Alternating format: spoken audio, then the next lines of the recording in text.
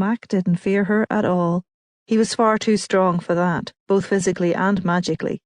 He batted away her spells as if they were gnats. On one level that made her afraid, but on another it made her feel hope. She longed to transfer the weight of her burden onto his broad shoulders, except that she couldn't. She was her own hope.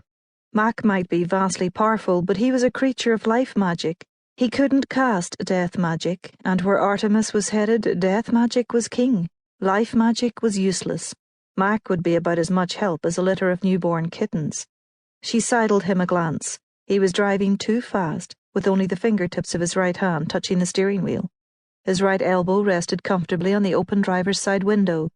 This on a road so narrow that a person standing in the middle could have stretched out his arms and touched the stone fences on either side. Gods help them if they met a car coming the other way. Artemis anchored a hand on the dash and a foot on the floor and prayed they wouldn't. The road curved sharply, her stomach lurched, but the sensation wasn't completely due to Mac's sudden veer to the left. Her wristwatch had taken on the psychic proportions of a ticking bomb. She shut her eyes so she wouldn't have to look at it.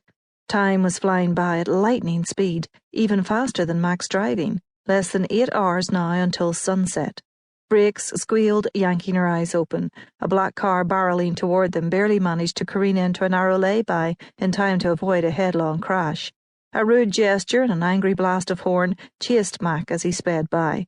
Heart slamming against her ribs, Artemis sucked in a breath and tried like hell to find her balance.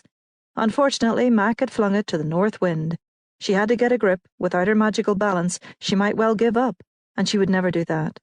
She'd give her last breath and be on to get Xander, her little boy, the only person in the world she truly loved and who truly loved her back.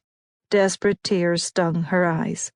A lump in her throat burned, but giving in to hysterics, tempting as that might be, was not going to get her anywhere. If her stint in the military had taught her anything, it was to face facts. She was, for all intents and purposes, being held prisoner by a demigod. All the jokes and banter aside, Mac was one pissed demigod, and rightly so. What Artemis had done was unconscionable, but she hadn't had any other options, other than giving up Xander altogether, and that she would not do as long as there was breath in her body. She fell back on her training. Analysis, then action. All right then. To-do list. Item 1. Escape Mac. Status, doable if the right circumstances arose, if he got distracted or eased up on his vigilance. Either was likely to occur eventually. She'd just have to be ready to jump when it happened. Item 2. Find and raid one last fairy village. Status, tricky. Once she escaped Mac, he was sure to put every fairy settlement in the Highlands on alert. She'd never get what she needed then. It was possible, of course, to steal life essence from other sources. Humans, for example. Mac, being she, probably wouldn't care so much about that. But humans hadn't a fraction of the life essence fairies possessed. She'd have to steal from hundreds of people. If she lost her balance and went too far, she didn't want to think about it. The consequences could be disastrous. But it was a moot point anyway. It would take several days to skim what she needed from humans.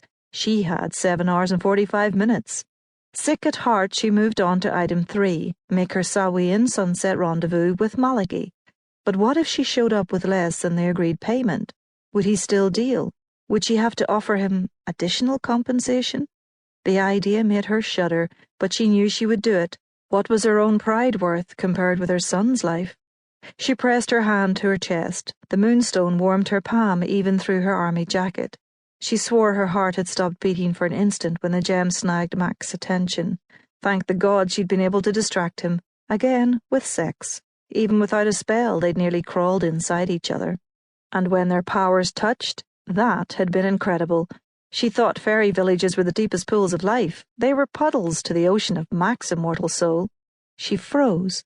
Dear gods, the answer to her desperate prayers was right here, staring her in the face. Or, more accurately, sitting beside her, driving like hell on wheels. She didn't need another fairy village or even a throng of humans to resaturate the moonstone.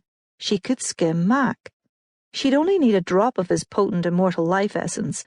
The question was, could she steal from him, without his knowing? Because she was dead certain that if he discovered what she was up to, pissed was only the beginning of